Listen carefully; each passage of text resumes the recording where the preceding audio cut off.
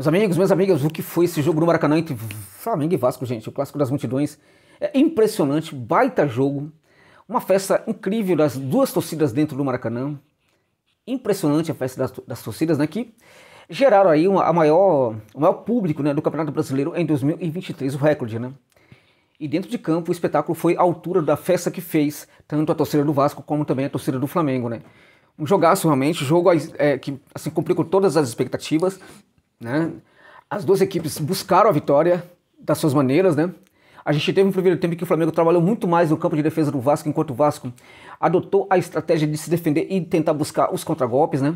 Contou, infelizmente, hoje para o Vasco com um bom trabalho do lado do campo feito pelos jogadores do Flamengo, né, que não deu tanto esse lado do campo para a equipe jogar, né? O Flamengo teve muita eficiência no primeiro tempo, mas não conseguiu, por exemplo, transformar tudo isso em grandes finalizações, né? Enquanto o Vasco estava sempre ali a esperar por uma oportunidade, ali por um espaço para tentar sair, sobretudo no contragolpe, né? O que a gente viu no primeiro tempo foi um jogo um tanto quanto engessado, não em virtude dos problemas táticos, longe disso. A gente teve no Vasco uma proposta que sempre foi clara, do primeiro ao último minuto, né? O Vasco jogaria para se defender no primeiro tempo e se soltaria ao ataque na etapa complementar no segundo tempo, né? Enquanto o Flamengo tentaria o jogo inteiro fazer esse trabalho ali no campo de defesa do Vascão, né? O primeiro tempo terminou com um empate que, apesar do melhor momento do Flamengo nos primeiros 45 minutos, a gente pode falar que foi um resultado ali até justo, né?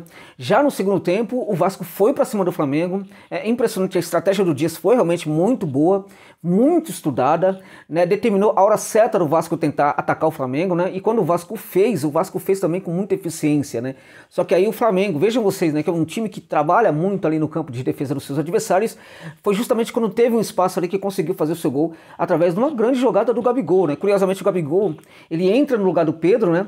O camisa 9 do Flamengo, o centroavante do Flamengo, e o Gabigol não vai jogar de centroavante. O Gabigol vai ocupar o setor do lado do campo, do lado direito, né? E acho até que mandou muito bem naquele setor. Foi um jogador que conseguiu acelerar bastante o jogo naquele setor, atribuindo qualidade para esta aceleração, né?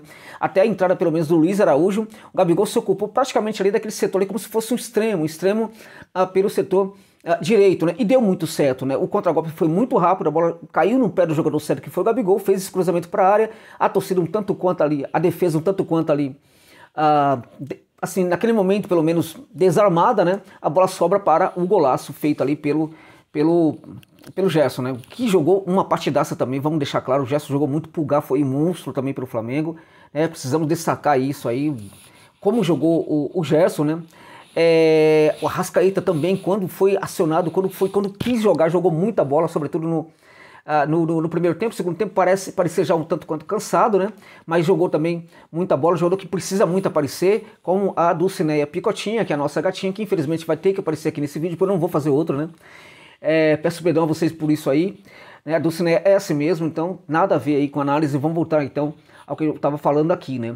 Eu acho que o Flamengo teve, gente, ali algumas individualidades que hoje conseguiram mostrar um bom nível futebolístico. E a gente percebe que esse nível, essa confiança não estava presente em alguns jogadores. Ela voltou a estar presente em alguns jogadores. Fabrício Bruno, por exemplo, jogou muita bola, né? E isso acontece muito em função da nova comissão técnica do rubro-negro. Certamente o Tite está fazendo um trabalho de empoderamento dos seus jogadores, né? E está levantando o ânimo aí, o astral e a autoestima de alguns dos seus jogadores, que neste momento aí começam a se destacar bastante nessa equipe do Flamengo. O Bruno Henrique, que na minha opinião é um desses jogadores, contudo, na partida de hoje não conseguiu mandar muito bem, não foi um dos melhores do Flamengo dentro de campo nessa partida, né?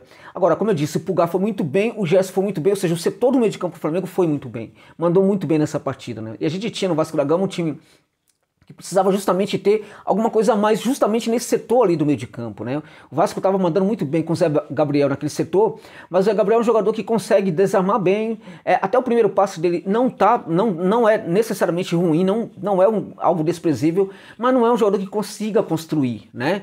O Gabriel Peck é um jogador interessante, mas ainda é um jogador que às vezes se perde em algumas decisões, como todo mundo sabe, é um jogador que mesmo não somente no ataque, mas mesmo na etapa de construção, às vezes o Peck ele tem algumas decisões que não são das melhores, mas não fez um jogo ruim, se esforçou muito, colaborou bastante para a equipe do Vasco.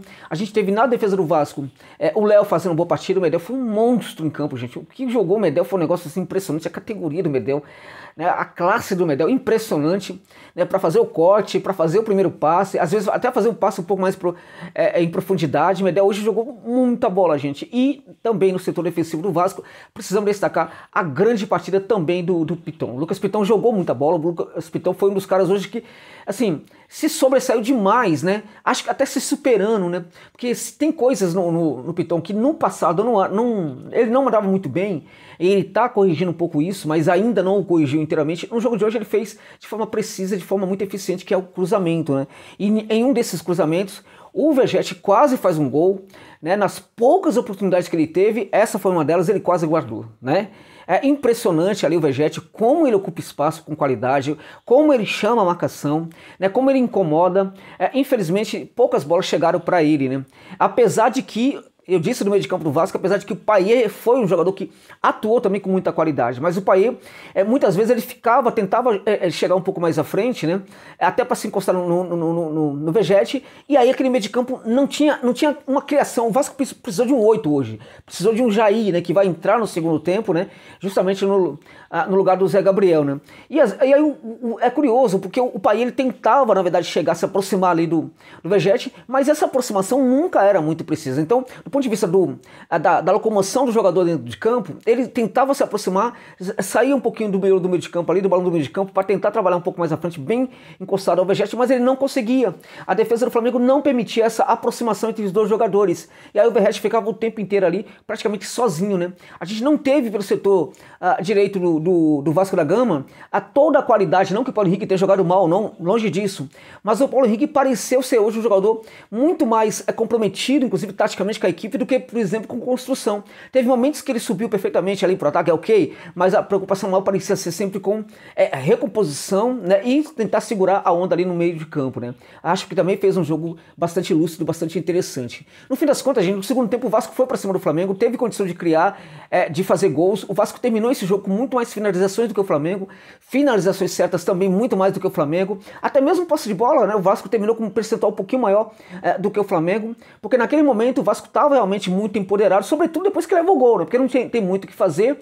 O Ramon faz algumas substituições importantes ali para colocar a equipe ainda mais para cima do seu adversário, né? E a equipe do Vasco praticamente joga em alguns momentos ali no terço final, né? Como se fosse o Flamengo, né? Trocando ali, invertendo os papéis. Flamengo num contragolpe e o Vasco trabalhando como se fosse o Flamengo ali no campo de defesa do rubro-negro, né? E por muito pouco não saiu o empate, né? Teve uma outra jogada em que o Verratti faz dá um chute cruzado ali, né? Que o Gabriel, infelizmente foi o Zé Gabriel, né? Acabou dando um carrinho errado na bola, né? E praticamente colocou a bola para trás. Se fosse ali, por exemplo, um outro jogador, provavelmente o gol sairia, né?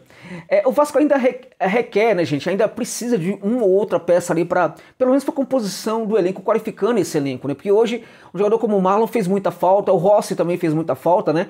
Então, na verdade, por certo que o Paulinho voltou, jogou bem, na minha opinião, mas o Vasco precisa de uma ou outra peça aí para completar a qualidade desse elenco aí, né? Então, o Flamengo ficou com uma vitória importantíssima, enorme, fez por merecer essa vitória, foi uma vitória importante do Flamengo, que chega à segunda colocação no Campeonato Brasileiro, também é importante para o Mengão essa colocação, né? É também para o trabalho do Tite, a segunda vitória consecutiva, sobretudo uma vitória no Clássico, então parabéns ao Flamengo que ainda sonha, né, gente, com o título do Brasileiro, né? Nessa rodada, até prejudicado pela interrupção do jogo, o Botafogo não conseguiu vencer o Atlético Paranaense, ficou no empate, o Flamengo, portanto, tira 2 pontos do líder do campeonato nessa rodada, né? Quanto ao Vasco, meus amigos, o que eu tenho de dizer do Vasco, gente? Eu acho que o que eu preciso dizer é aquilo que os torcedores do Vasco disseram no final da partida, né? Estavam todos, né, cantando Vasco, Vasco, Vasco. Por quê? Porque os torcedores entenderam o que foi, né, a partida que a sua equipe fez dentro de campo. Um partidaço também do Vasco da Gama, que mais uma vez me passa a profunda impressão, e por isso eu tô bancando aqui com vocês há muito tempo, né? O Vasco não vai cair para a Série B do futebol brasileiro. E além de não cair para a Série B do futebol brasileiro, o Vasco vai para a Copa Sul-Americana, gente. Pode anotar, depois cobre o Jorge Novares, que dificilmente eu erro essa parada aí, tá bom? Então eu acho assim, o Vasco honrou hoje, os seus jogadores em campo honraram muito essa camisa aí, Cruz Maltina, né? Assim como os jogadores do Flamengo também o fizeram, diferentemente daquele Flamengo em que os jogadores não colaboravam, a gente viu colaboração o tempo inteiro hoje no jogo, muito esforço, muita dedicação dos jogadores, mostrando que parece que aquela história de jogar contra o técnico é página virada, ao menos neste momento na Gávea. Então, vitória do Flamengo foi justa, se houvesse um empate, também na minha opinião seria justo, acho até que um pouco mais justo em virtude do que fizeram as duas equipes, acho que o empate até seria mais justo, mas assim como se o Vasco ganhasse, estaria tudo muito bem, acho que a vitória do Flamengo, para o Flamengo também está tudo muito bem, também teve merecimento, também lutou por essa vitória, também lutou por esse resultado. O Vasco vai se salvar e o Flamengo ainda corre o risco positivo de, por que não, né, sonhar com o Campeonato Brasileiro. É isso, meus amigos. Gostaram da análise? Compartilhe, deixe os comentários aí no vídeo, tá bom? Deixa o like, é muito importante. Se você achar que eu mereço e você puder e quiser, deixa um valeu demais para dar uma força aqui no trabalho, inclusive para eu comprar equipamentos, porque essa Dulcinea que vocês viram no vídeo, ela não para de destruir os meus fones de ouvido aqui, que eu uso para fazer o trabalho com vocês. Tá bom, gente? Muito obrigado.